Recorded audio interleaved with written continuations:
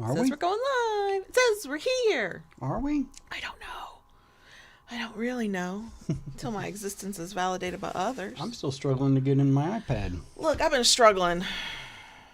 I would like to say just, this morning, but no, the week has been a struggle. This is the month that will never end. It seems that way. January's only lasted like 533 years or something. Yeah. But Yeah. we're going to move forward, I guess, because what else can you do? Hello. Hi. Kayla Lords. John Brownstone. Of Loving BDSM, where we help kinksters like you have happy, healthy power exchange relationships. This is our weekly live stream. We record our podcast, the audio version of which hits all major podcast apps every Friday. We are here 6 minutes early. If you are here for the live stream and you don't like idle chit chat, you got a few minutes. If you're here after the live stream, but before I put in timestamps, and every week it's taken a little longer to get them there, just fast forward by about 6 minutes if you do not like idle chit chat. I will say, if you are not a fan of idle chit chat, we might not be the ones for you, because I have a clumsy hamster running on a wheel for a brain, and sometimes it's going good. We stay on track. We know all the synapses are firing. We know what we're talking about. And then sometimes that hamster trips and falls. We are off track. Oh, hate when that happens. And yes, JB tolerates it because he loves me. And when he met me, I was kind of like this. Not as bad. Yeah. It's the perimenopause I blame for being as bad as it is. I think it's easier. It's easy because I'm hard of hearing when I don't have my bionic. That thing. has always helped. Yeah. I think you became a little surprised by just how much is going on once you got hearing aids. Yeah. I'm gonna say hello to folks. Hi, Kitty. Hi, Base Eats. Hi, Lisa. Hi, Mr. Spock. Hi, Pia. Pia? I can't remember. I recognize you. I can't. Did we decide to call you something different? But hello. Hi, New Brat. Hi, Bunny. Hi, Rara. Hi, Enchanted Wings. Hi, Wendy. Hi, Dorina. Hi, Audrey. Hi, Claire. Hi, Silent. Hi, Taishu. I didn't expect to see you here right now. So, butt rub portion. The links to these shirts are in our bio. Mine says eat, sleep, submit, repeat. Eat, sleep, spank, repeat. You did a good job of that this morning. Thank you. By the time I got out of bed and could look at my own ass in the mirror, there were handprints. It was delightful. It's delightful. So, what's going on for the butt rub? Yeah, Kinkery's about to have a sale. Kinkery.com, our Valentine's Day sale. We have to have it early so there's time for people to take advantage of the Valentine's Day sale and get their items, hopefully, by Valentine's Day. Right. But we're still doing restocks. We're not fully restocked. Oh, yeah. Well, no, Yep. I handed you off a bunch of stuff today. I did. I have a lot of work to do, but also I have some, Patreon work I need to do. And also. And so on and so on. Well, part of the problem is I'm in that cycle of my brain resisting any type of to-do list as some sort of arbitrary demand. It's my to-do list. I am self-employed. I decide what I do. I am the decider who decides the things. And my brain's like, a to-do list is a step too far. We can't do anything off of a to-do list. Just go by vibes. So I remember in the big stuff, I remembered we had a live stream, but I also almost forgot to put links in the thing and then I was like, oh yeah, I had to write a little scripty thing for JB for something through Patreon. We'll talk about Patreon in a minute. Oh yeah, if I just made a damn list. I work really well off a to-do list. I thrive on to-do lists until I hit a point where my brain goes, no, we're not doing that. No, you can't tell us what to do, please. Self. Oh, I just wish, but my brain could be, it was never normal, but I will say pre-perimenopause, it was at least consistent. Anyway, now it's a clumsy hamster. Yep. Probably on a janky wheel. It's that wheel has seen better days. Wobbles a little bit. It wobbles. Yeah. It could use some WD-40. Maybe definitely needs a screw or two tightened because there are a few screws loose up there. Hi, Susan. I'm not going there. I said it, so you're allowed to Okay. agree. You could not say it unprompted. That would hurt my feelings. But if I say it, you can commiserate. Okay. What is the Duly sound noted. I'm hearing? I'm hearing a tapping. Is it you? Probably. That? That, yeah. That's is that me. you? That's- What are you doing? Tapping my foot. Oh, okay. And the hard plastic of the slipper sole is on the chair. That's what you're hearing. Okay. If anybody's looking for a new form of torture to make somebody go crazy and want to run screaming into the dark night, you know, Silent, I'm about ready to burn the whole system down. And maybe we'll just start streaming from my phone. I don't know. I'm about done with it. Yes, Junie, there was a tapping at my chamber door. And I wanted to tell that motherfucker to go away. There goes our demonetization. Like that old song, I hear you knocking, but you can't come in. Yes, that too. No, Silent, you did not. No, did not. Real quick, as you can tell, my middle fingers are bigger, taller, longer than my other fingers. Most people's So I decided yesterday that I might try to shorten it on the disc sander. Stop. So they Stop. level off a little bit more. Yeah, caught his finger on the sander. Yeah. I'm sitting at my desk. Now, there's a door that there's nothing sealed. It lets everything in. And a window that, same. So I'm sitting there just working in silence. And I hear him go, shit, damn, God damn. I'm like, what the hell? So I race outside to go check on him, realize I'm wearing my reading glasses so I can't see. And it's just easier and less distracting to wear no glasses. So I take them off and I go, are you okay? And he goes, I'm fine. I'm like, look, I have taken my glasses off. I can see nothing. If you're bleeding, I can't see it. It's fine. This is partially why I did that. So I had to like bully him into coming inside and let me put a Band-Aid on it and a finger condom on it so he could go back to work. Yes, Tayshu, that is always a good assumption. Yep. Yeah, I was rough sanding future cane handles, and my hand slipped right into the disc. I've done that on that machine lighter than you did, so I can. Oh God. I had a visceral thing. Okay, it is a minute after our start time, so we will officially get started. As you can tell from the title, I am hoping that I get to rant because we need a palate cleanser. I need to cleanse the pipes. The world is on fire, literally and figuratively. We got to do something to like find our center, and I'm hoping.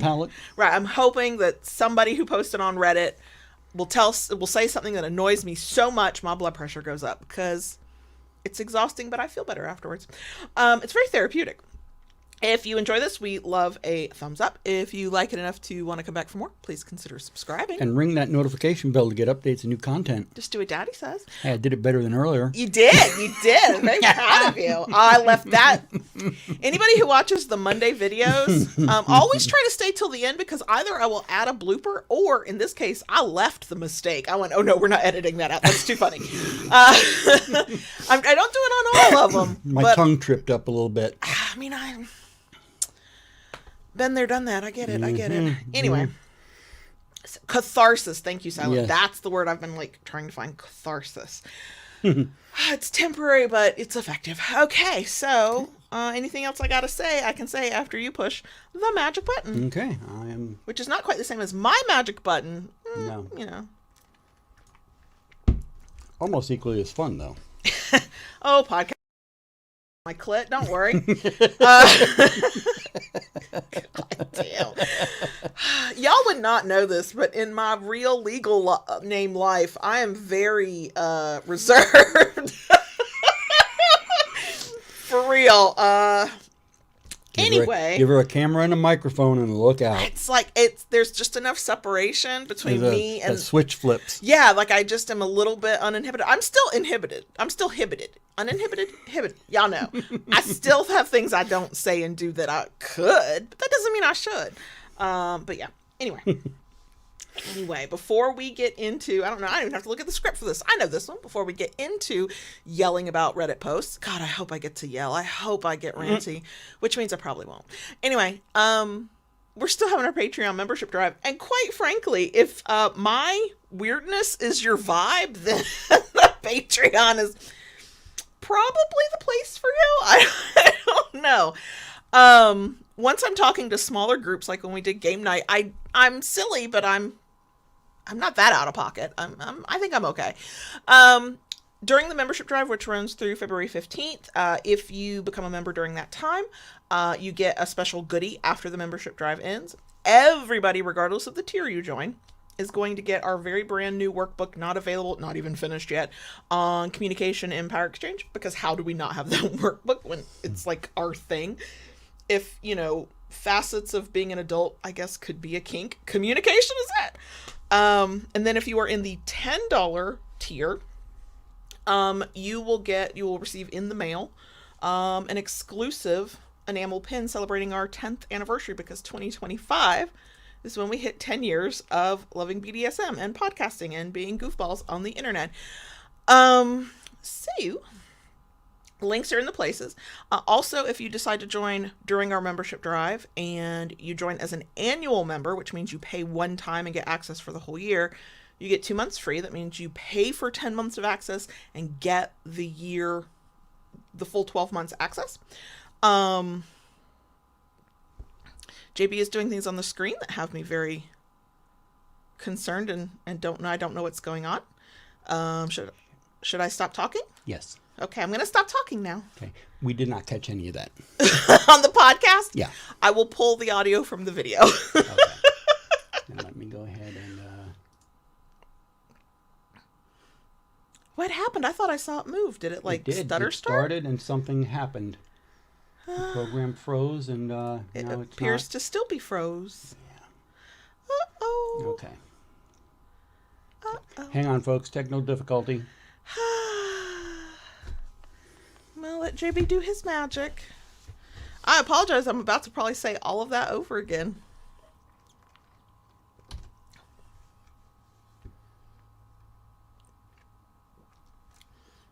If you're just joining us, we're on a brief pause for technical issues. No, I think there's just a problem with Audacity right now. Yeah, seems to be. Yay.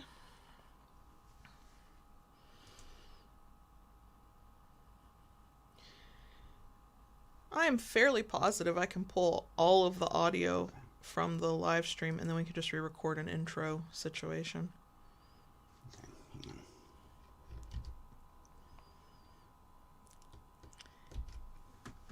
He's got his very serious technical support hat on right now. Wow. Something really... Fucked up? Yeah. Okay. Fucked up. Yep. Oh, Silent said there was a weird, brief, muted part when you hit the button. That might be why.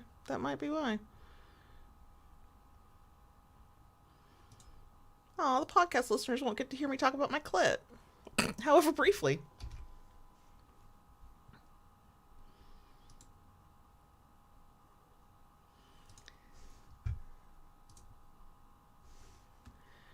Oh my goodness. Well, this is how you know it's live, y'all.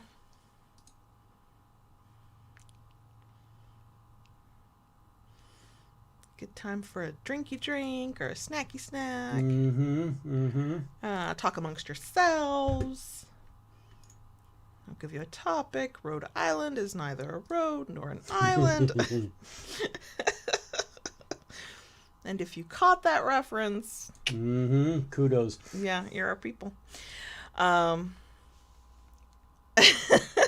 Thank you, Taishu. Taishu starting the real wars in the live chat. Oh dear. Oh my god. Thank you, Taishu. Yes, the first rant of the day is technology. I was about to say, did that get turned off? So we don't freeze? Okay. Yeah, it was off. Oh good, our girl's howling. Why am I not?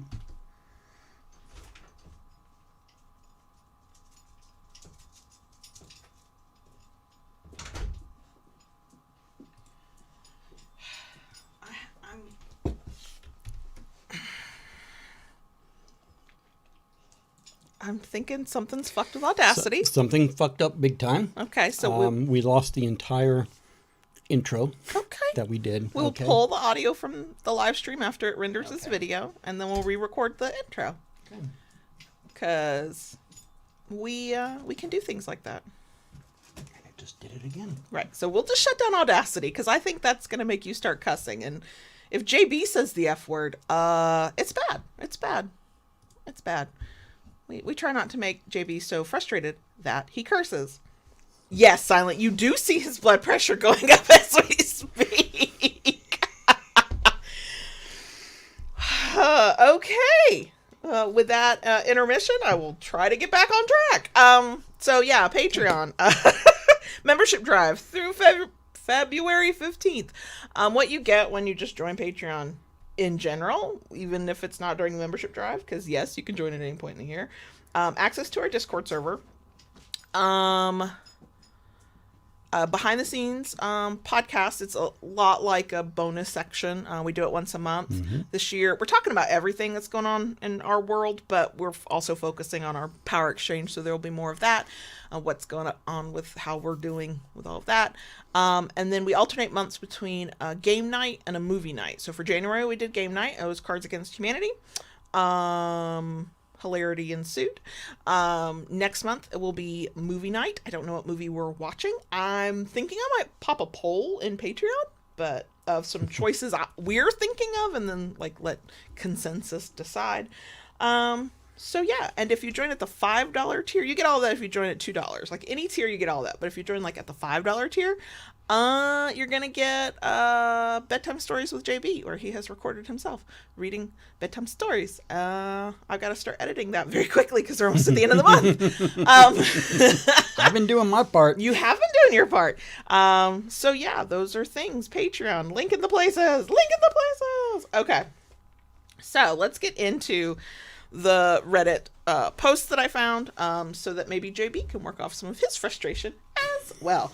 I'll go ahead and warn y'all, every one of these was long. The few I found that were shorter didn't have enough detail. It was like, what question are you actually asking? So we went with long ones. So here we go.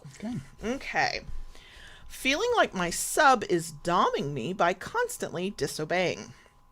Hey, I would appreciate a little perspective on this. For some relevant information, me and my boyfriend like to engage in gentle femdom, not 24/7. So I'm the dom, he's the sub. It was him who first introduced this to me, and in the beginning I wasn't sure if I was up for taking on this dominant role in bed, but as it turned out, I actually really like it. I'm still relatively new to it.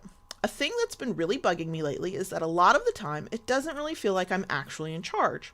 For example, over the last 5 weeks or so, we had set this rule that completely disallowed masturbation for him. This is something that we both thought was hot, him only being able to get off when he was with me, putting me in full control of his orgasms. I'm saying this so you know that this is something that was mutually agreed on, but he just doesn't stick to it. At least once a week I get a text like, sorry, I swear I was just going to edge a little and then I accidentally came. Mind you, he wasn't even allowed to edge, let alone come, but he did it anyways, multiple times. I'm not sure if it's weird or stupid for me to feel actually upset about this, but honestly, I do a little bit, because I feel like what is the point of saying he wants to submit to me if he doesn't actually do it? I know punishments exist and I do make use of them, but I just don't really like it like that. I would much prefer it if he just followed through with the denial, because that's what makes this hot for me. It feels like playing a game with mutually agreed on rules, but the other person just keeps on deliberately cheating. Eventually you're going to wonder, do they actually want to play this game, right? When I told him this, he said that he realized that he doesn't actually want to be prohibited from masturbating because it's too hard, which, like, okay, fine. Obviously, I don't want to do something he isn't actually okay with, but I don't know. Part of me thinks that he didn't even actually try. I mean, it's not like he's addicted to masturbation. He's gone a week without doing it without any difficulties in the past. So I know he can do it if he actually tries. Sometimes I just feel like our DS dynamic is a little upside down, you know? A little like he, the sub, is doming me, the actual dom, because he ultimately has the power over what happens by choosing to obey or disobey my rules. It's honestly pretty disempowering for me as a dom because I literally can't stop him from disobeying me. Fellow doms, do you ever feel genuinely upset about your subs disobeying, or is this a me problem? Also, am I being toxic over this? Okay. Go ahead, our resident Domly Dom. Yeah, you're better than a Domly Dom. You're a Daddy Dom. Yeah. Sounds like somebody's got a little bit of a brat going on. Maybe. Okay. I mean, that's kind of the first thing, disobeying this, disobeying that, And making sure to say something. So, yeah, I get brat vibes reading that. And, that could be very well what he wants. He wants her to wrestle control from. I mean, maybe. I think I'm with you on that as a concept. The only thing that makes me go, am I sure of this? Is that at some point he finally said, actually, I don't want to do this. I don't like this. I don't want to not masturbate. Well, and there it comes down to the point that, consent or anything that we do is not one and done. Right. And I think that I like that she obviously respects his, what his boundaries are, his limits he doesn't want to do. I do think, of course, the obvious answer here is they need to talk about it. But I think even if the mutually agreed upon thing is, okay, we won't do this and we're clearly both okay with it, it's not a relationship ender, you still have to talk about what went on there. Because if it's not the act and it's the feelings around the act or the disobeying or the trying to negotiate something and then deciding you don't want that anymore, all of those layers of it need to be discussed in order to kind of, you can't prevent that from ever happening again. It will absolutely happen again, most likely, but to sort of understand the whys and wherefores so you can navigate things like that better in the future. If there's a brat element, we're only getting the dom side, so then they're not really saying the tone that their submissive used. Brats, in that case, from my very limited experience, tend to be kind of playful with it. Like they're like, I didn't do the thing. Like the whole point is to kind of, oh no. Okay. Somebody needs to get a screenshot of JP making that face with that whatever. Oh my god. But the way it's being described, there doesn't seem to be this layer of playfulness or of pushing hard. It's more of a, my bad. Now, when I was reading the comments on this, I think it was on this one, they all start to blur together after a while. Somebody mentioned, is it less about bratting and more about potentially, before saying that he didn't want to do it at all anymore, right? About showing control. That might be another post I'm thinking of, but this idea of, I'm not going to do the thing that you tell me to do to see how you respond. Can you make me do the thing? Right. And sometimes that's associated with brats, but not necessarily. Some people just sort of want their submission, like, kind of consensually sort of yanked from them. The other thing, and this one I know is a comment from this one, because it got me thinking. She describes their relationship as not 24/7 bedroom only. Correct. But then has control of his orgasms at any given point in the day. Point in time. At that moment, you're not bedroom only, are you? No, I wouldn't think so. I wouldn't think so. Unless you consider it bedroom games. I mean, that's, but, as you're talking, that's another thing I was thinking about, if orgasm control is something, that they kind of like, but not to the extent of it, keep it in the bedroom when they're during a scene. Absolutely. During a scene, and when the scene is over, it's over. Boop. Right. And so she gets as she describes it, the hotness of it. He gets whatever control he wants to give up, but then obviously the answer is please have a conversation with one another. That's always the answer. But it's more, there's nuance to it. Right. Because, if you're bedroom only, then be bedroom only. And people can absolutely negotiate some middle thing between bedroom only and 24/7. And maybe it's the activity that's not doing it for him. It's something, you need something else, or it needs to be done in a different way. Somebody mentioned, cage, putting a cage on him, right? Hey, if he agreed to it and consented to it, sure, And as Rara says, it could be that this person just doesn't actually want to follow rules, wants to do the play stuff in the moment, but outside of that doesn't want. Yeah. Again, that's a conversation you have to have. Yeah. And see, somebody else has come up with a little Well, technically they were in the bathroom and not the bedroom. So. I'm sorry, that sounds like a sassy sub or a brat. I'm just saying. Because we do specialize in finding loopholes. The loopholes, yes. Yeah, the question that, there's two main questions I think this Dom needs to ask herself, which is, one, how do I feel about the just disobeying, breaking the rules, and the sort of half-ass way of letting me know, and they're, I can use punishments, but I don't really want to. And, what, if anything, can we negotiate so that I get this hotness, I find this hot and I'd like to continue it, but this isn't working. But also the if you're walking around feeling like basically your sub is topping from the bottom, I mean, that's how I interpret the am I being domed. I don't think that maybe is what he's doing based on the description, but if that's the vibe she's getting, then there's something else going on, and then it's a matter of, is this something we should be doing together, or should I be doing this with you? Should I go do this with somebody else? I don't know. Maybe this is just fun and games when we're fucking, and we leave it alone otherwise. Right. I mean, the other thing I thought of too, is this the only rule that they're breaking? Are they breaking other rules? Yeah. She said as the Dame, she does not do much punishment. Right. She knows she can, but she doesn't, And could that be something that he's edging for? Right, absolutely. Punishment. Or looking for punishment. But see, here's the... I don't know. Maybe I'm being a stickler for language. If you tell me bedroom only, then in my mind, rules don't leave the bedroom necessarily. Now, I don't think that has to be strictly true. I could imagine seeing somebody go, we're bedroom only, meaning we just keep it to like sex. And so sexual things will be part of the negotiation. I think that, neither side is very clear to themselves on what they want, what they're willing to do, and how they're going to get there. And then, if your mind goes to, am I being domed by my own sub? Yeah. That tells me there's probably something else, adding to that vibe. There's an attitude, there's a way of speaking, there's, how you're being treated in some way where you're getting the message that, you don't have the control you think you have.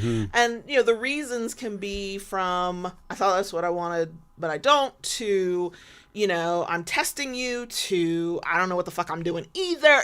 Like, oh, I was just playing and this has become more serious than I anticipated. Like, yeah. Wow, that got serious quick. It always does. Give me a second. Give me a second. Right? I will make it serious. Okay, let's go to the next one. Okay, this is another long one. I've already warned y'all. It's fine. Is this a healthy form of masochism? I've considered myself a masochist for a long time, but now that I'm thinking about it a little more, I'm not sure if it's the right term for what I'm feeling. Like most people who would consider themselves masochists, my personal enjoyment of pain is context dependent. I'm sure all but a very small fraction of masochists don't get excited when they stub their toe or get a cold, for instance. From what I've seen, most masochists enjoy various forms of pain solely in a BDSM context, and I'm no different in this regard. Where I seem to diverge is that I've seen a lot of subs describe pain or being hurt as fun. I've also seen a lot of doms find alternative ways to punish their masochistic subs under the assumption that including pain would render the punishment null. I don't find pain fun in that sense, at least. I don't want to find pain fun. I want to suffer, however. I want to be in pain and experience things I don't enjoy, specifically for someone. I crave pain only insofar as it can make the person causing the pain happy. My positive experiences with receiving pain are less, air quote, fun and more fulfilling. My personal form of submission leans quite heavy on service, and I view receiving pain through that same lens. If someone slapped me, I truly wouldn't like the pain, but I'd like the smile they got on their face from doing so. A particularly memorable scene I've participated in was one in which my top held back on expressing their happiness while doming me. During the scene, I became very emotionally distressed, and in the moment was having absolutely no fun at all. Once the scene had come to a close, they reassured me that the distress they had caused me made them very happy, and it was as if the entire scene went from horrible to amazing in my memory. All my suffering had been given meaning. On a psychological level, I'm sure there is some degree of regular old masochism occurring. I'm enjoying the inherent unfairness and not having fun, just so someone else can at my expense, and all my favorite insults have been things like pushover, doormat, or other terms that suggest I'm pathetic for accepting this unfairness just to please someone. I don't seem to find many other subs like me, which makes me worry that what I want isn't healthy, if it's a really roundabout form of self-harm or stems from insecurity or something. I also have concerns about whether or not many doms would even want a sub like me. Community opinion here seems to be that it's appreciated when submissives are enthusiastic about receiving pain or otherwise excited at the prospect of being hurt. I worry that a potential partner would feel guilty for hurting me since my appreciation of the pain is less direct. Does anyone have any insight, either from being similar to me or knowing someone who is? Many thanks. This person needs a sadist who also wants to dom. But you know what I mean? Yes. They need a sadist who's going to be like, yes, right. They do. You know, and their fear that there's something wrong with them, there's not. They just like what they like. And they're very clear in what they like. And they know what they like. That's very mentally healthy to me, mentally sound. Yes, actually that is. So, you know, no, I don't see a problem with that, with what you're doing, with what you like. You just need to find the right person to do it. Mm-hmm. And I have a feeling there are probably more people out there who would be into it, would like it as much as you do, or would find some other benefit or joy from it, even if it's not a one-to-one. You know, I am twofold on my masochism. There are some types of pain I genuinely enjoy. Okay, I like a deep thud. I like it to feel like I'm getting a deep tissue massage. I like certain surface layer smacks that don't actually turn into sting. I enjoy that sensation. On the other hand, I accept sensations that if you asked me if I wanted them, I'm going to tell you no. Why? Because for me, it's about enduring. It's about taking what JV can give me within my limits. If anytime I feel kind of down about that, it's more that I feel bad that I can't take more. Like I mentally cannot let myself go there to handle harder, worse, whatever. And that's just a me thing. JV's like, I get what I get and we're good, right? But so there are all kinds of reasons to be willing to accept the pain and then take the label as masochist. I do think that, I don't know what's more common. You know, is it more common to say you're having fun or you enjoy the pain? Or is that and nothing we do in BDSM is socially acceptable, but is it the more socially acceptable way to describe your masochism? Because most people, if they're not familiar with sadism and masochism, or if you come across a group that it's not a lot of people into that who would label themselves that, they get real weirded out when you're like, yeah, I want to suffer. I want you to make it hurt. And for any reason other than, oh yeah, by the way, I really enjoy it too. And I also think I really enjoy it too is a blanket statement that can mean a whole hell of a lot of things. When I say I'm having fun, like sometimes I'm having fun in the scene. We're laughing, we're joking. It hurts. I'm getting to squeal and dance and that's fun. And sometimes in the scene, it's not fun. In the scene, I'm like, I got to remember how to breathe here. How long can I go? How much can I take? Relax your body, relax your body, relax your body, right? Like I'm going through all that because I am enduring something. I am purposefully allowing something I do not find pleasant because the part I'm enjoying and that I want and that I will, you know, I can accept all kinds of things in order to have is the service, is the submission, is the knowing I'm doing something that makes JV happy. Like there's all kinds of multi-layered reasons that I think if you got into a conversation with a masochist who was comfortable with themselves, could probably take you into those deep layers of what they're getting from their masochism. But when you're in a space where there's probably going to be more than like one person going, oh my God, I'm a little scared for you. Or are you sure this isn't abuse?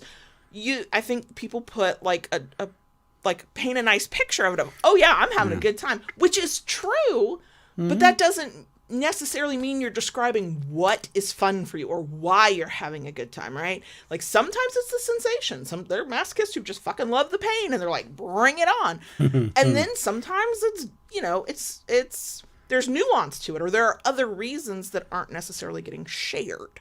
You know, the way this person was describing their masochism, even though it's not how I experience my masochism in the same way or all the time, there goes a kid texting now.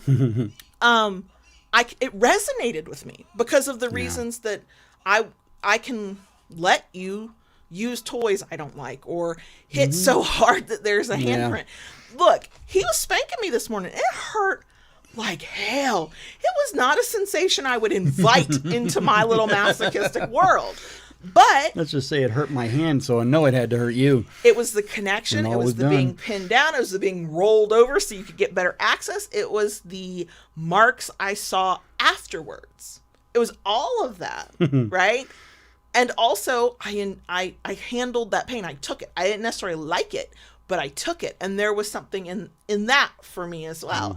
So I think it's more that, unless you're in a space where those kind of nuances and conversations about sadism and masochism are welcome, I think it's that what really happens is most people only talk about it in a surface level way. It's mostly to reassure everybody around them, no, I'm not being abused or letting somebody, you kind of, there's a lot of that even in the BDSM community where it's like, no, let me reassure everybody around me because they don't like it the way I like it. And this way they won't give me weird looks Rara just in the chat mentioned, talked about what masochism means to her.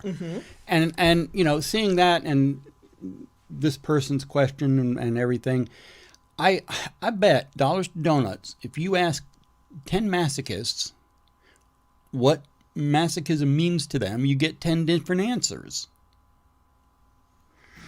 So I agree. And I think that's, and that would track with me because if you ask somebody, multiple people about submission, you're going to get multiple different answers. It's just, we don't get enough people talking in general BDSM spaces about masochism or sadism. True. Because the thing that will get both non-kinksters and just some kinksters looking at you like you are, an abuser or a freak or whatever is sadism and masochism, and yet on the other end of the spectrum, there are plenty of kinksters who think they're not kinky because they don't like pain. Yeah. It's, I've said this so many times. You can be a submissive and not be a masochist. You can be a masochist and not have a submissive bone in your body. Okay. And this person even says that for them it's part of their service to it, or there's the knowing that their partner was having a good time even if they weren't. I love how they were able to describe that in the moment of a scene, they were like, they were worried, they were this, they were that, and then the moment they knew that their partner was like, oh yeah, that was good, it shifted in their mind for them. And see, I can relate to that because whenever I look for that. I look for that reaction. So that you know that you're not the only one enjoying this. Right. Yeah. Silence says the best. How about we just stop trying to put everything into neat little boxes? Yeah. I mean, we would have to stop being human because apparently our brains are just try to do that naturally. So you do have to go against your wiring a little bit. Some people do that better than others. But I think it's just recognizing that there's nuance, that we have to use these bigger words, broader categories to try and fit ourselves into if we choose to do so. But those broad categories don't have a single simplified definition. Or though they do have a broad definition, but what that means, there's so much nuance into what that definition means. To like pain does not mean that necessarily that you're like, hot damn, bring on this pain. There's something you like about it or some purpose it serves. And the best word most of us have is masochist. So, yeah. Okay. I'm liking these so far, but I'm not ranting yet. No. I need somebody to piss me off. No. Okay. Oh, no, this one will probably do it. Okay, I saw the remember title. this one. I was like, we may have, hope prospects here. I've bigged it up about how I need to rant. That's how I know I probably won't rant. Okay. I was talking to my partner about the nature of the DS relationship, and he said some things that disturbed me. Raggy. A sub by practice and nature, 38 female. I like to think I'm familiar with DS dynamics. However, my partner, 43 male, said some things recently that have me wondering if I'm mistaken or if this goes beyond being dominant and is indicative of potentially damaging behavior. My understanding is that the dom's power only extends as far as the sub is willing to relinquish that power. I also understand the euphoria of being lost in subspace, completely letting go, and having absolute trust that while your dom may push your boundaries, they will always keep you safe. The freedom in that trust is bliss. It's almost sacred. To me, that should come with the understanding that there are boundaries that should never be crossed with the sub. Yes, safe words keep that boundary in check, but I like the comfort in knowing that my dom would never intentionally push me so far as to have to use it. I also want the security in knowing that the safe word will be respected if used during a scene. That means establishing those boundaries well before engaging in any play. The other night, while having a conversation with my partner, I expressed concern that I fear he wouldn't respect my boundaries. There are absolute no-goes for me during sex. During sex, actions that if knowingly crossed would lead me to heavily consider leaving the relationship. I told him explicitly what those things were. Don't choke me until I black out, don't hit me in the face, and don't spit in my mouth. I also mentioned cutting me later in the conversation. His response, that just makes me want to black you out, hit you in the face, and spit in your mouth. As a sub, you don't get to nitpick about every little thing the dom does, like don't pull my hair, don't pinch my butt. In my mind, this isn't him wanting a DS relationship. I see no exchange of power in this scenario. I read that as him wanting absolute, unchecked control. Basically, I understood his response as, you don't get to tell me what I can or cannot do to you, I decide where the line is. I made the correlation that if this is his idea of fantasy play, he may also desire to obtain that same level of control in other aspects of our relationship. The implications of toxicity and abuse that can stem from this mindset scared me. I was visibly upset. He explained that he isn't telling me I don't have the power to say no, only that within the DS dynamic, power exchange comes from the sub giving control to the dom, and they have to trust the dom. That pushing the sub's comfort level is the point. He said I misunderstood what he was telling me, and I was self-sabotaging the relationship by drawing irrational conclusions. Him equating being choked till I pass out to having my hair pulled was dismissive, and I felt he was mocking me. It makes me think he doesn't respect my boundaries, and I shouldn't trust him anymore in any regards. Did I fundamentally misinterpret the nature of a DS relationship? Do I have a right to be concerned? Give me a second. I need to say this. Okay, go right ahead.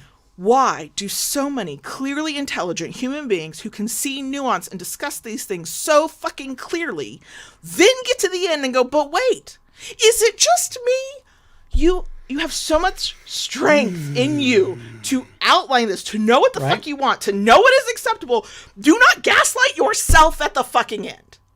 You've already figured it out. Yeah. You already know the answer. You didn't disregard shit. You're not a dumbass. You see it. Throw that motherfucker to the curb. Away. Yeah, that's some serious serious stuff there. She is not incorrect about what her idea of DS should be. Yeah, wow. I mean, the scary thing is, he put it all out there. He literally said, I want to do the thing you said I couldn't do, and I should have the control. He literally just labeled himself. He just, didn't just hold the red flag. He, did a little, a guard trick on the marching band field with the flag. He's doing a show. He's in a parade with the flag. And it's a bouquet of flags. The moment you tell me I can't do it, well, now that's all I want to do, you are a scary motherfucker, and nobody should be within a fucking mile of you. Right. Because you are clearly untrustworthy. I mean, even if it was said as a joke, it's a bad joke. It's not how you maintain trust. It's not a responsible thing to say. Clearly, she did not take it as a joke. Right. Oh my! I hate to say this. The red flags don't shock me anymore, right? Because God knows they are so fucking prevalent. And even her reaction and the questions she ended up asking at the end don't shock me, but they make me so sad. I get it when it's somebody who, is, when they're describing their issue, it's a very surface level sort of understanding of power exchange, or maybe they're super, super new, or they only know what this partner has told them and they haven't gotten far enough to you know, or maybe they're just really young and don't have a lot of life experience yet to, like, you know, be able to see some things because of other things they've experienced. This person was so clear and so thoughtful and so, like, knew her fucking self, knew what submission was for her, knew what power, like, she's describing, in my mind, like, textbook, classic, healthy fucking power exchange. Get to the red flag bullshit abusive part. Say how angry she is.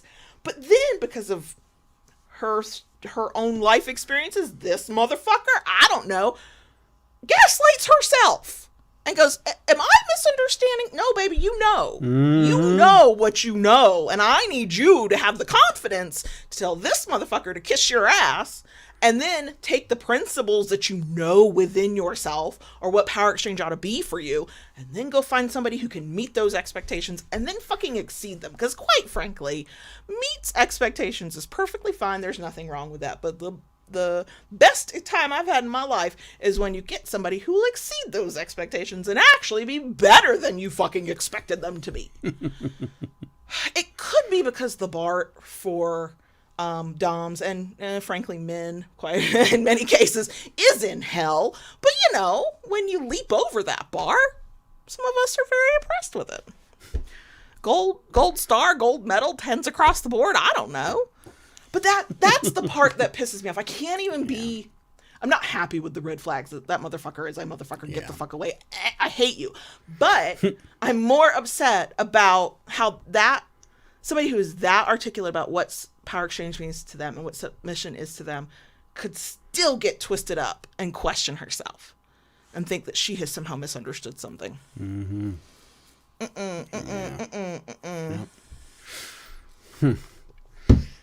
Excuse me. Anything else you would like to add? No. My cheeks are flushed. My cheeks are flushed. Okay. This one, I'm not sure how I feel about the question. Okay. Because, let me just get into it. It's a shorter one, actually. Why is every sub I meet the same? Is this a universal experience? How do I make it stop? Okay, I, female 20, am a switch. I've dated doms, I've dated subs, and I've dated switches. I'm also bi. Trigger warning, brief mention of mental health. Every time I date a sub or are in the talking stages with them, I get a dramatic message about how they have mental health issues and need me to be with them or they can't live, etc. I decided not to date subs again. Recently, I met a sub and gave him a chance. He did the same thing as everyone else. Why is this the case? Am I doing something that screams, yes, put your mental health responsibilities on my head? Don't worry about any of my problems, just yours? I've never had this with someone who's not sub. I've had it probably 5 to 6 times now with people that are submissive, more specifically men. I'm a people pleaser and don't want to hurt his feelings more. I don't know how to respond to him. Can anyone give me some advice? I'm not going to negate this person's experience. I will just go ahead and say, no, this is not a universal experience because there's no such thing as a universal experience. Yeah, no, it's not. But this person has clearly had it way too often. And you know, for me, I would tend to look inward, and you know, why am I attracting the same? Why is the type same of person people? showing up over and over again? Yeah. You know, what is going on here? What do I need to change? Or what are the similarities between those people? Not just submissives. That is clearly a similarity. Not even just men.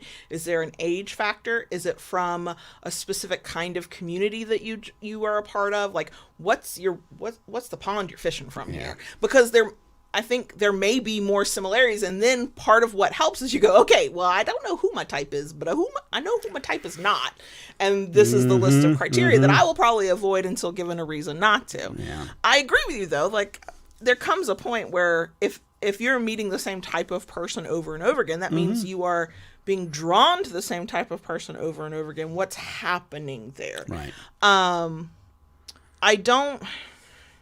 I will never say something is all or none. It is some. Clearly in this, I'm not going to invalidate their experience. They've gone through this. I think there are some people who use and we know this to be true because we have to rail against it every so often, they use BDSM as therapy, not to be therapeutic, but as therapy. They want somebody to, maybe in submissive perspective, they want somebody to control them because they don't think they can control themselves. And there can be some temporary benefit to that. There can be, assuming that other parts of your life are like, you kind of can handle it, and there's just there's just some facet of life that you are struggling with, and you can enter into an ethical and safe and healthy power exchange relationship and get that support.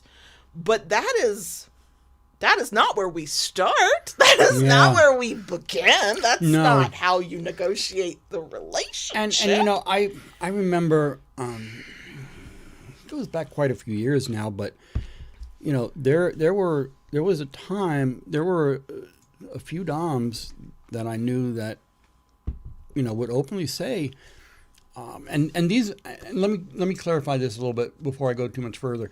These were folks who were tops, okay, and they had been approached a number of times for subs to ask for help with their mental health, and they refused to do it.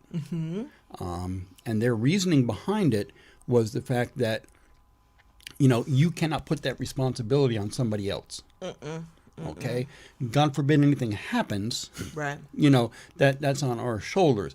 If you are taking the steps and doing the work, I will support you. Right.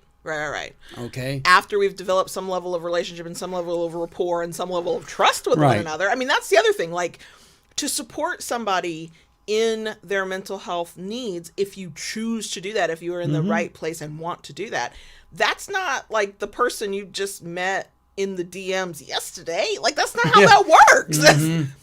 Please, that should not be how that works, right? Like, that support comes from places of mutual trust and some level of affection. It doesn't have to be love, doesn't have to be sexual. Just, you care about each other, and typically it's because you have a sense that you will support them in this, and there may come a time that they will support you in that, whatever that happens to be. I would say that for this particular person, or for anybody who's kind of coming across the same, I would call this a red flag. Anybody who's starting the power exchange process by going, I need you to take care of me and fix me, like, that's a red flag. That, you know, we don't talk about the things that subs do that throw up red flags very often. We do have it way back in the archive. But this is one of them. Like, we don't just go up to a person we just met and go, fix me, make me better, do this for me, right? Like, no. Yeah, and that then is not even DS. No, God, no, it's not. I mean, we've gone from turning that person into a kink dispenser. You know, that's what, instead of that being what the dom or top is, they're just a therapist, and that's not their job. That's not how any of this fucking works. No. Now, for this particular person, you know, we're talking about, okay, what are the other similarities between the folks that you're attracting? What are, you know, where are you, how, all those things. Yeah. But the other thing is the conversations to weed folks out. Like, you can't stop somebody from approaching you with that energy. Like, you know, you could even put it in your bio. We know people don't read bios, right? But the kind of conversations that might be necessary just to weed folks out and get a sense of, is this the message I'm going to get in the middle of the night tomorrow, is to see what their understanding of power exchange is. Most of the time, these folks have a very superficial understanding of power exchange. They literally think their dom is supposed to just take care of them. They can turn off their brain. They never have to actually do anything again other than what their dom wants them to do. And yes, you can negotiate something like that, but that's not just what power exchange is, quote unquote. So if you're having to kind of weed through of who do I even give my attention to, you know, once you get past the, hey, how are you? Yeah, I saw you, whatever. I don't know how to do small talk and opening conversations. Start, you know, figuring out what they think they know about power exchange. And if it stays really superficial and the vibe, you know, and they potentially fit other markers of, wait, I've seen this show before. I know how this ends. Then, you know, like, okay, let's keep moving on. This isn't worth, you know, exploring. Baby got a bubble? Yeah. But yeah, you know, everyone always, first of all, is it, or does it just feel that way? If it is, yeah, what pond are you fishing in? Because Yeah. there's some similarities drawing, Yeah, and the same kind of folks. I kind of think of it as the definition of insanity, doing the same thing over and over again, expecting different results. Yeah. And that's why I say I think this is one of those times where they need to maybe sit back and kind of introspect and change what they're doing a little bit, and that might be. And in this case, at the very end, they say, "I'm a people pleaser. Don't want to hurt his feelings more. I don't know how to respond to him." I think that the response can be as simple as, "That's not what I'm looking for. Right. I hope you find what you are looking for." There are times, depending on how far you've gone in the conversation, I'm not a fan of ghosting. Just, have the hard conversations. But there are times when you have not established a relationship with somebody yet. They're just in your DMs, probably. You don't owe them anything. You do not owe them anything. Once you've gotten to a negotiation standpoint, maybe you've met in person, something a little deeper. But right off the bat, no is a full sentence. And quite frankly, it's okay to go, yeah, no, I'm not doing that. I hope you, find what you're looking for, and then be done. And then if you need to, and maybe preemptively, it's okay if you do it preemptively, block them. You don't have to have them in your inbox. You don't have to have them on your phone. You don't have to have them in your life if you're not going to move forward with anything. So yeah, I think coming up with, I get it as a people pleaser, I get it. Coming up with kind of the script to have, which can be simple as, no, I'm not doing that. And then, that's not being rude. That's not being mean. That's being direct. And that is a great form of communication in life and in BDSM. So Yes, just have it indeed. ready at the go if you need it for anything that you're like, this isn't what I want. I'm not this. But also I think they're already figuring out in that we've kind of touched on this in the past, usually when I'm ranting, so I probably don't make a lot of sense, but we have to have, every one of us who is trying to meet people in any sort of way, you have to have your own mental or physical list of who you want versus who you don't want. And I don't mean down to how tall they are, the color of their eyes, color of their skin. Like, that's not what I'm talking about. There are too many people in the world who have access to all of us through social media and different platforms at all times, especially if you're looking for a partner. It's like drinking from a fucking fire hose, right? So you have to create some kind of template, some kind of criteria, some kind of, there's a term I want and I can't think of it, but it's like a shorthand, right? Where you can look at somebody's profile and go, yeah, that's not for me. That's not for me. That doesn't mean there's anything wrong with them. That doesn't mean they're, a They're just bad not person. right for you. They're not for you. And then you make those split-second decisions based on a few details you see. Does that mean that you potentially, moved on from somebody who could have been an amazing... Yeah, but that's always fucking true. You could be walking past somebody in the grocery store that in another life could have been your best friend, but you were in the grocery store and we don't talk to strangers. That's just the nature of it. There are 8 billion fucking people on the planet. Yeah. There's always more than one who we will vibe with. But there's too many of them coming at us online, so you have to create that system in your own head for who's going to get your attention and who's not. If you are finding that there is some consistency in the people you are giving your attention to, meaning something negative, that's red flags you keep coming up against, it's this kind of response from submissives, it's something consistent, then it's time to go deeper and go, okay, is the shorthand I'm using for how to filter through people, it's the filter, that's the filter you have, right? Is there something broken in my filter? Am I filtering through the wrong people for me? How do I... But there's a lot of debate online about having preferences, and the line between a preference being fetishizing and or prejudiced, right? And that is not this is not the time for that conversation. That's way too fucking nuanced. But there's a wide ass spectrum between fetishizing somebody and being bigoted against them in terms of your preference for them. The vast majority of us fall somewhere in the middle where we're just trying to find people we vibe with. That's all we're trying to do. And you have to have some level of preference because everybody isn't for everybody. It's just not how life works. And there's too many damn people coming at us all the damn time, especially if you're on apps where the whole purpose is, and I don't know which direction are you supposed to swipe, left or right, I don't know. Never fucking done it before. Don't want to do it. Those of you who do it, you are, God's favorite soldiers, because I swear to God, I couldn't fucking do it. I'm sorry. Anytime somebody's like, how do you meet somebody? I'm like, well, you're going to have to start a sex blog, and you're going to have to put your tits on the internet. It's the only way I know how to do it, okay? Alternatively, you could have a podcast, but then that gets weird, because then there's this audience, content creator. This is weird.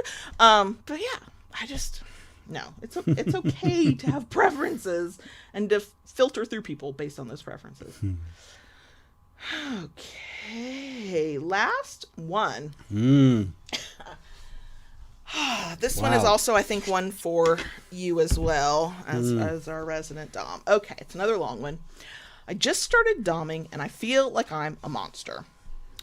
My boyfriend confessed he was into sub-dom relationships, and he basically gave me a few hard lines. He said he wanted to sort of explore everything and decide what he likes with me as a partner. We have the color code, and we have various safe words for different things. We change a play style, give a break, whatever it might be. We have discussed consent significantly, and I have had several conversations with him outside of play, trying to understand what it is like for him, making sure he's okay, everything. I grew up in an abusive household, and I very specifically chose to not repeat generational trauma. I got my degree in psychology. I teach healthy communication classes. I volunteer at the Women's Center and help people write up statements for courts. It involves a lot of comforting and empathy. I work as a mentor with kids. Everyone knows me, and I know myself as someone who is super kind and willing to give. I go out of my way to be the good in the world I want to see. With that being said, it is terrifying how good I am at doming. First DS session, I got him into subspace. Our second try, I had him there for 30 minutes. He told me it usually takes a month for normal doms to get him where I got him in a day. I say the filthiest things. I have slapped him, spit on him, choked him, taken degrading photos of him. I have stared him dead in the eyes and have told him how worthless he is. In my defense, he absolutely loves it and melts. I can see the excitement behind his eyes as he has no idea what I'll do next. I've never seen this side of myself before. I didn't know it was there. I feel like I shouldn't continue my volunteer work now that I know I have so much darkness inside of me. I'm genuinely scared. In a weird way, I see myself when I look at him as a sub. It is so fucking beautiful to see him completely vulnerable and desperate. I take him through these crazy scenes, and then I gently ask him if he's ready to come out of subspace. After that, I kiss every inch of his face. I tell him I adore him. I end up being the big spoon and hold him against my chest. He keeps asking for more. He tells me how insanely good it is and how desperate he is for more. I just don't know what to do. I am off the rails. I made him wear my panties to work and send me pictures. I've hit him, choked him, made him clean my feet with his tongue. I have said so many insults, it's insane. I was given consent, but I have made it such a part of my personality to never let that out. I thought it wasn't there. Now I know I just repress everything cruel. Do any other doms feel this way? How do you balance yourself? Is there a better way to think about this? Yes, giving somebody something they want and are actively asking for and are enjoying every second of it is the antithesis of cruelty, quite frankly. Yeah. First off, let me welcome you to the dark side. Also, can we negotiate a scene? Because some of that just sounded really fucking hot. I'm so sorry. We have great cookies. Yeah, the dark side does do cookies the best. And no, you are not a monster. We all have darkness. Everybody, you can't have the light without the darkness. We all have dark sides, and I think this in a way is how we let it out to play. And also, their darkness is not inherently badness. Right. It's just a side that the whole world can't see, is not allowed to see, shouldn't see. Mm-hmm. And I have to say, I feel a bit of camaraderie with this. I thought of you when I was reading this. With this person from the background that they came from. So I can very strongly relate to that. But no, none of that does not make a monster, because the fact that you are questioning whether it makes you a monster tells me that you have moral safeguards. Yes. Yes. Okay?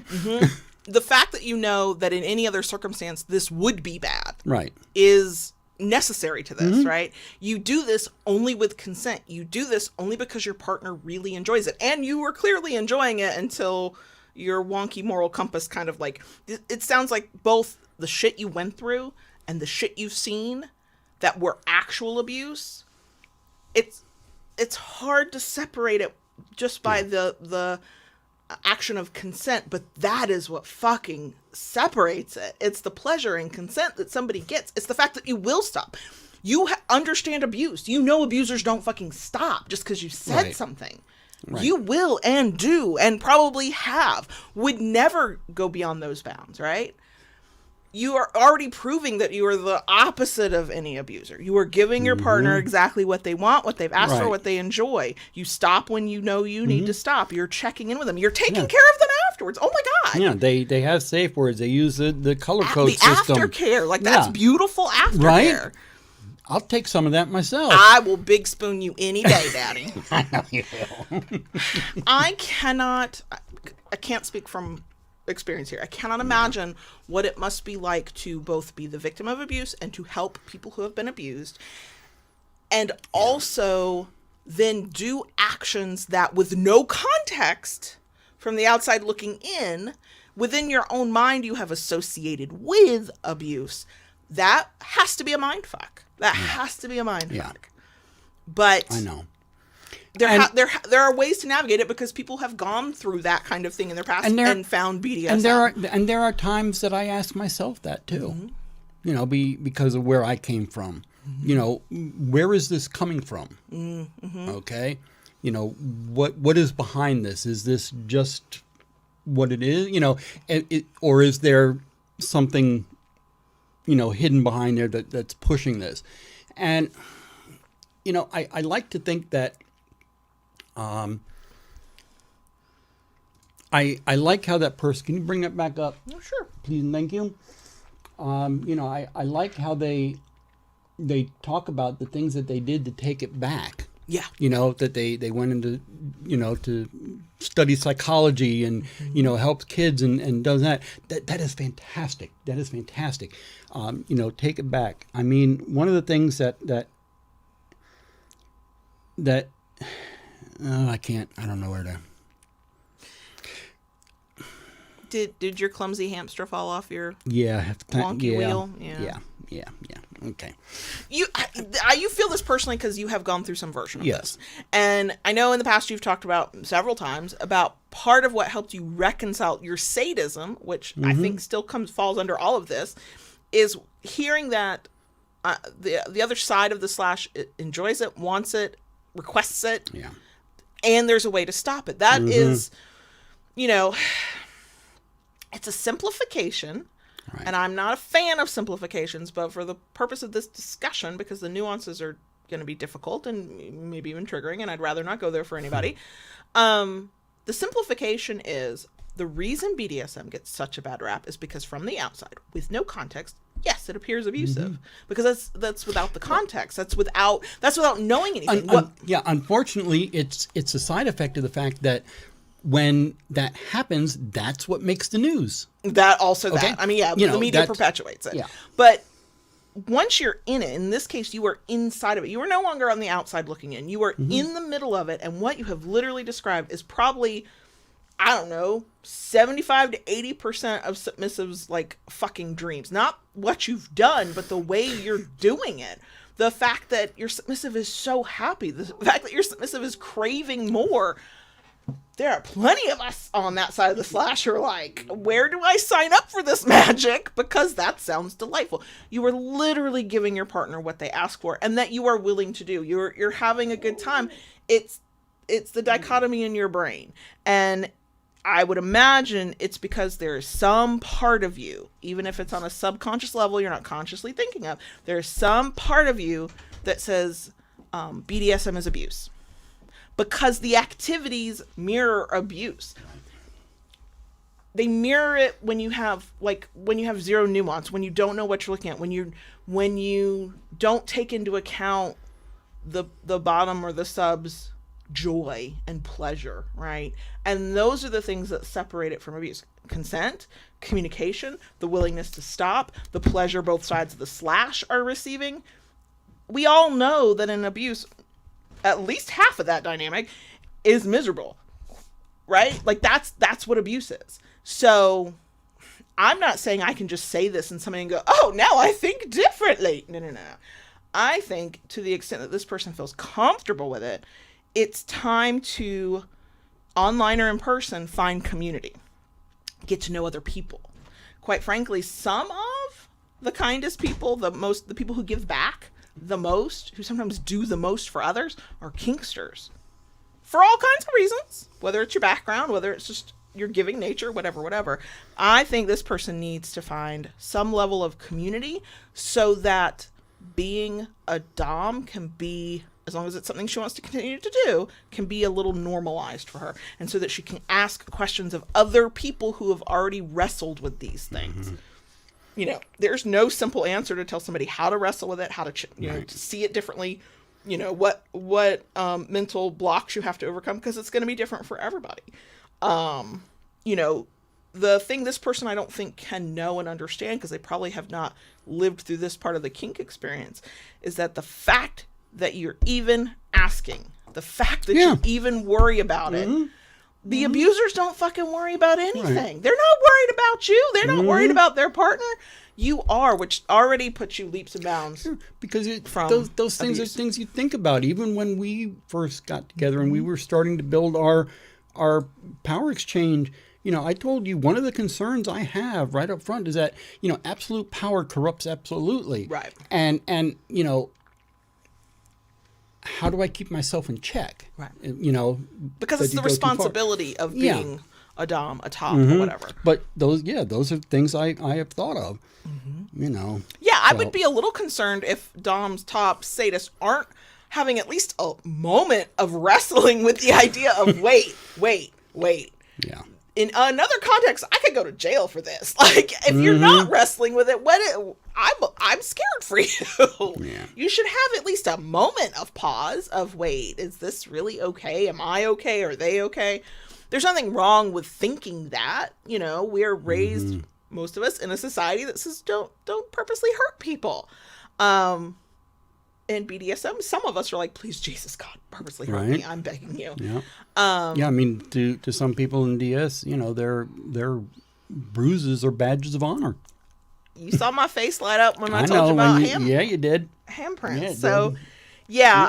I get where this person's coming from. I hope she finds the support system, the community, hears the right thing from her submissive, something that allows it to click in her head for her, what the true difference is. Because there's nothing wrong with wrestling with it. I admire people. I think you should wrestle with it, right? But to wrestle with it means you're coming from a place of, BDSM is inherently abusive. And it's until you change that understanding in your own brain on us all the way down to a subconscious level where you're not thinking about it, you just know. But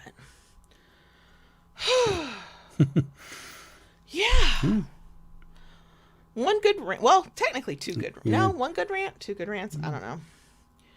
Yes. I don't know what to say about all of that. We're done. No. That was the last one. Okay. That's all I got. I don't know. I don't know. All right. So, are we good? You should not ask me that. Keep it kinky, y'all. And we'll see you next week. Oh, that's right. Yeah. I don't have anything to write down. It's like, I'm going to wait here patiently. Program kicked the bucket. Why is he not writing down numbers like he does? Nope, no numbers to write down. No numbers to write down. Nope. Okay. This is going to be a fun edit after you pull the audio. Well, the the part that's gonna like probably really suck is to get the video to pull the audio. Yeah. That's the part that's gonna suck. I see me learning Some new skills. and new programs. Uh-oh. Just to get. Will the podcast episode come out at midnight on Friday? I don't know. Yeah. I don't know. Yep. We shall see. This is. I'm not at the point of being frustrated or overwhelmed or like at the end of my rope, that kind of thing. But this does feel like just one of the sprinkles on a heavily sprinkled birthday cake on the icing of chaos. Like every day in January has had something chaotic. Like we got a couple days where it was quiet. We hadn't come back to work yet. We were just chilling. Life was good. And then it was like the moment we said, okay, we're ready to face 2025 now. Every fucking day. And that's not even to mention what's happening outside of our house and in the world around us. Yeah. I don't disagree with you. Feel like I've already lived the whole year of 2025. Yeah, this is the longest month. But you know, you're not wrong. There's been some form of chaos going on, but there's also been a lot of good. Yeah, we've had happening this month. Yeah, in our personal life. Yeah. You know, and a good portion of it we'll be talking about in the patron bonus. Yeah. Bonus, yeah. Yeah. But Silent, I will let you. Silent's offering to get the audio so easily. I will let you. Thank I will you. thank you. Thank you. Thank you. Yeah. So, but no, we're doing good. It's we actually have a warm day today. I know. It's in the low 70s. It's a beautiful Florida day, Yes. as Florida should be, Right. as the myth every one of us has been sold about Florida, and it is genuinely a myth, not just from a climate perspective, but from an everything else perspective. Yeah. From an everything else perspective. I may even open the windows a little bit after this. Oh, we need to, because the house needs to be aired out. It needs to be aired, and it's actually colder in here than it is outside. This house holds a temperature really, I know. really Once well. it gets to a certain temperature, it does hold it. That's a good thing when it's cold outside and you walk in and it's nice and warm and the heat hadn't been on for an age. It's disconcerting when you walk outside and it's like the temperature is super off. Like it was chilly yesterday, day before. I don't know. It wasn't cold by any means, but it was like there was a chill in the air. And then I walked in the house and it was cold in here. Like we had turned on the air. It's like, what is happening here? So yeah. There's just, I don't think I've had a full. I'm trying to be better in 2025 to most of the time to only do Monday through Friday for work, which kind of keeps me on task, even though I'm fighting myself about to-do lists. I don't know. Probably, I don't know. And so, by giving myself an artificial deadline, because clearly I control my own work life, I get more weekends, we get more rest, right? And it's not going to work all the time. We're self-employed, and sometimes you are working 80 hours in a week. That's just what you're doing. But I don't think I've had a full, uninterrupted, able to focus on the day, work day, since we came back from break. Every day has had something. It's either there's been an appointment to take somebody to. I don't know why January was when we had to do all the things, but we did all the things. We're doing them all in January. Or there's phone calls to make, or there's like personal life fires to put out, or there's research to do on something. It's like, can I just have a day where I'm allowed to just work? Like, I crave routine. I thrive with routine. I need routine. And I have not had a good routine yet for the month of January. And that's not even when I start thinking about how I can get myself caught up in doom scrolling in the name of trying to feel like I am informed about the world. We made personal decisions about how we would stay informed and guard our own mental health now and for the next 4 years, to the extent that we can. And so I try to be really mindful of where I'm getting news from, and I try to be mindful of what my algorithms are trying to feed me, and then try to engage with the stuff I really want to see. But man, your algorithm will be algorithming, and I'm like, I wasn't trying to see all this stuff, and now I'm terrified. I like to go hide under the bed. I'm not gonna do that, but can I just see some cute cats and some precious dogs? That's all I want to see on the internet right now. So,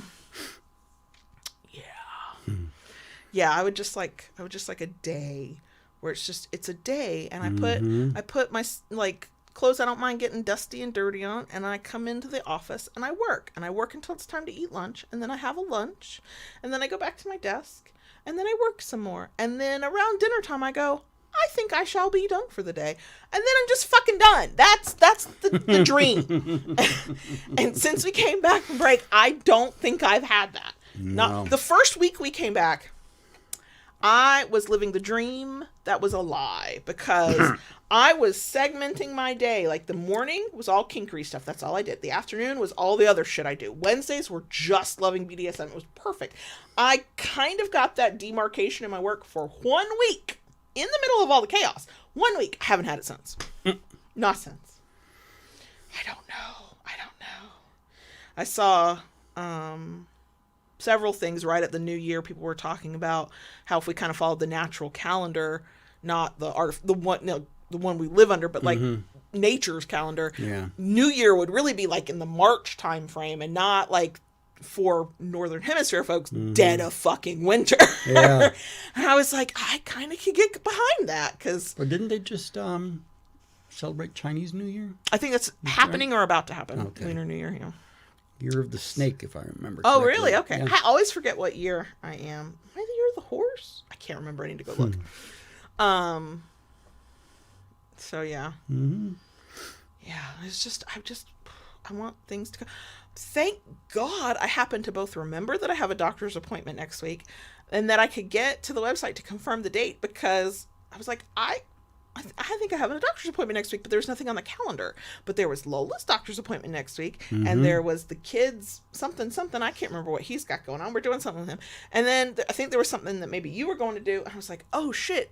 And we only have one car now, remember? Like, oh shit. Thankfully, it does not conflict. Because that's not an appointment I can reschedule. That appointment's been made for a year. The gynecologist's office is not one you just call up and you get in, even in the same week. So, yeah.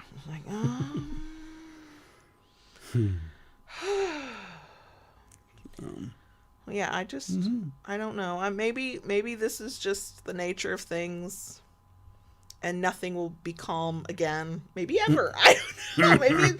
Maybe we're all destined for chaos. I don't know. But I just...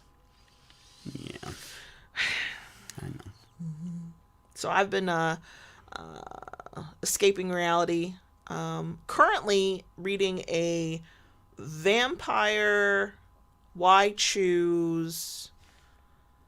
They kind of have the same sex over and over again. I think there's a fourth person who will be part of the female main character's like group, but her first three don't like this one. They don't trust him. And also he thinks he's destined to die. And I'm in the last 45 minutes of this 4-book series.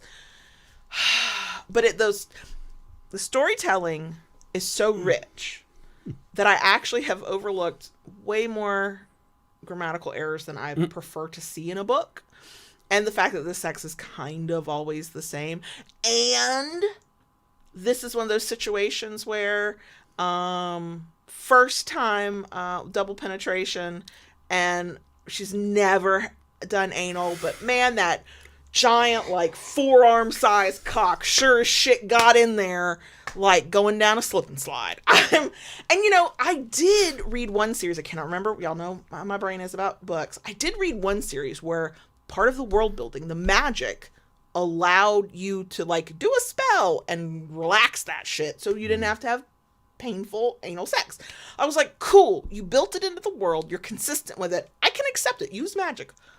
I think the real world would love to have that kind of magic. Right. But when it's more of a Oh, yeah. She's never done this before. She's actually practically a virgin because the first time she ever had sex was like 5 pages ago. But it's just all you need to do. And she's the way her desire, the wetness is described. She should be carrying around a water bottle way more than dripping.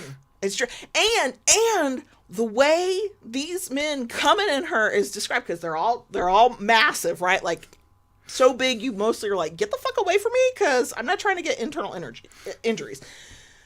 But apparently they ejaculate so much that it's always on her thighs while they're still inside of her.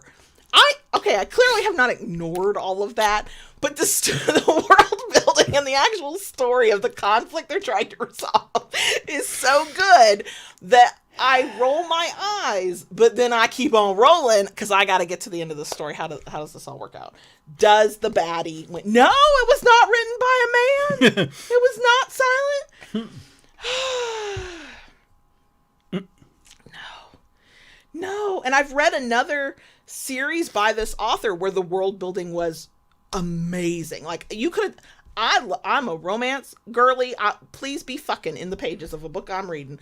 The story and the world was so good. You could have taken all the romance out. I'd have kept reading it and would have fucking loved it. This author is good at that, but it's the downside of when you read somebody's entire series back to back, no breaks, no time to like kind of forget. Because I see all the patterns and I see all the repeats and I see the habits that writer has of how they describe shit. And I'm like, that's a lot of cum in between her thighs every time. Are they overhydrating? What is happening? Why is she sopping wet? Like every time her underwear being wet. Okay, I've been there. Her pants? She's wearing jeans and soaked through? That's a medical condition. You need to go to the doctor.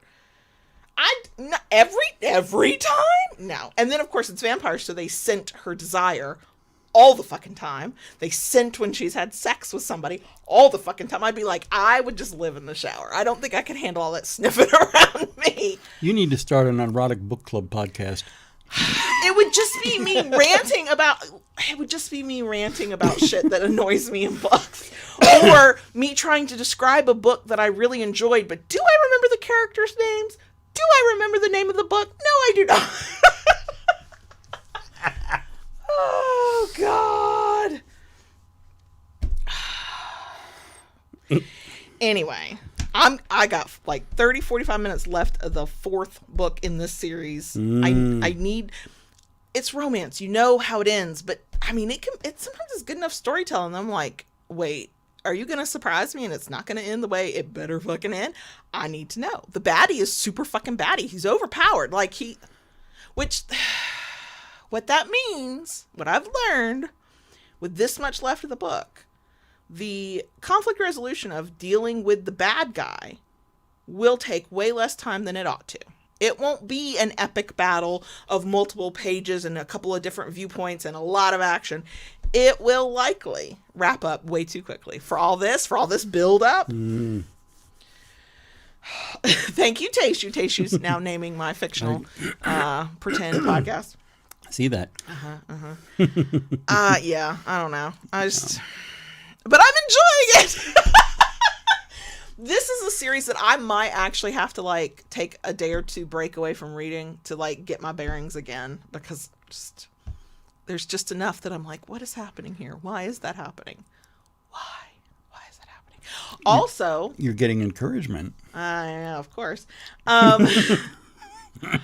Also, I'm looking for recommendations. I need to go put it in our Discord too. I'm looking for recommendations. I fucking love Why Choose. I love fantasy elements, like whether it's paranormal or it's like the fae and demons and whatever. I would like all of that, but I would like the sex and the interactions between the characters to be kinky. I am tired of them trying to tell me how dominant this partner is. No, baby, he's not. He's not big D dominant. Little D dominant, sure. Not big D dominant. Because a lot of the BDSM stuff I find, it's contemporary. I don't really like contemporary. I am trying to get out of the real world. Okay, when I am reading, please don't put me in 21st century anywhere. Okay, Quite frankly, don't put me in anything from 1979 to present, because that's my lifetime and that's too close to home. No. I'll take historical. I'll take not of this universe. Fine. I'll take pure fantasy. Couldn't be our world. I love why choose. That should be so fucking kinky. Kinky why choose? That's like my wet dream. Like a couple of like characters of any gender who are like battling for like the top and dom energy. I read that one series. It was a dystopian thing, and it did it. It was all the men were dominant except one was switchy, and so he wanted to dominate the female main character, but he submitted for one of the other characters, and the energy was so good. You just saw the pilot episode, folks. I don't know.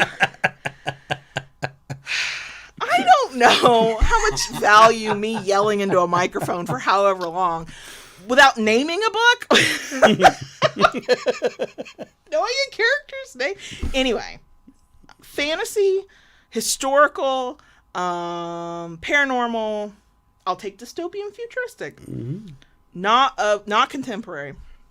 Romance? Why choose? Kinky.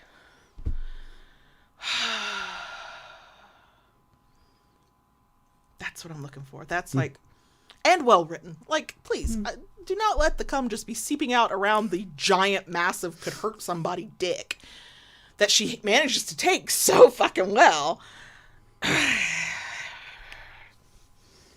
Anyway. On that note. We'll see. I mean, it wasn't the rant that I intended. No. But it was a rant anyway. I do feel cleansed. Yeah, I do feel cleansed. Yeah. Yeah. I love Katie Robert, Emily. Thank you. Midnight Ruin. Do I own Midnight Ruin? I own part of one of her series. I don't know if I own Midnight Ruin. I might. For a while I was collecting physical books. Katie Roberts' main series that from Neon Gods and Electric, that one, started collecting the physical books, and then I became unable to read physical books with the glasses I have and the lighting I have, and we've now fixed all of that. I have better lighting in the living room. I have learned I'll just take my fucking glasses off and just hold it like 6 inches away from my nose and read just fine, so I can start reading that series again. And maybe collecting and to own the whole series, because Katie Roberts writes. Neon Gods is the first book in one of her series. Oh, I've also read, because it's on Kindle Unlimited, there's a series she did about demons, and there's the Demon King. He's trying to keep his realm. I can't remember what the name of the series is, but in the final book of the series, the big bad Demon King, I cannot remember his name. He's a daddy dom demon, and it is delightful. It is delightful. I like that series. Cannot remember what that series is called. Mm-hmm. This is why I can't do anything with books. How am I going to be helpful? Okay. Anyway. Anywho. And silence like Kayla's asking for a unicorn author now. Yes, I am. Okay. We're going to go. Yep. And let the rest of our chaos commence. Mm-hmm. And I really hope, podcast listeners, you're going to get to hear the sound of our voice this week. I really hope so. Okay, we'll go. Okay. Bye, y'all. Bye.